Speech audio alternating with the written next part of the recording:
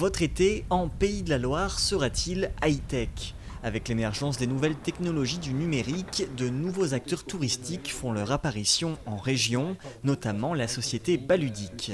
C'est la contraction de balade et de ludique. On propose pour les promeneurs une application mobile gratuite au téléchargement qui permet de trouver différents parcours de différentes manières à proximité de sa position en fonction de différents critères. Ce sont des jeux de piste où le but du jeu va être de se rendre physiquement sur différentes étapes, valider différentes missions en s'aidant d'indices pour valider des contenus. On peut travailler sur des parcours urbains, des parcours pays urbains, des parcours fluviaux, des jeux de plage quasiment. Donc vraiment travailler sur les différentes offres touristiques et adapter à chaque fois l'offre de parcours au type d'itinérance proposée et au type d'environnement dans lequel se déroule ce parcours. Baludique n'est pas la seule société ligérienne à miser sur les nouvelles technologies.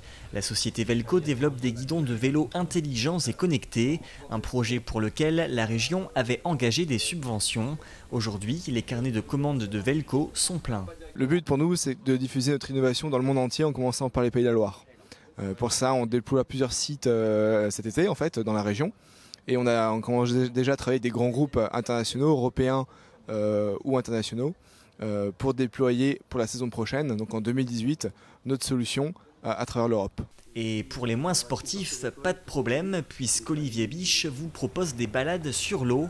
À bord de Satou, vous pourrez découvrir le paysage et ses monuments sous un angle probablement inédit. C'est un bateau qui glisse sur l'eau de manière très paisible. On a vraiment le temps d'observer le paysage, de voir la faune, la flore et d'observer même les monuments historiques sous un angle vraiment inhabituel et de les contempler et d'avoir des informations sur leur histoire et éventuellement sur leur avenir.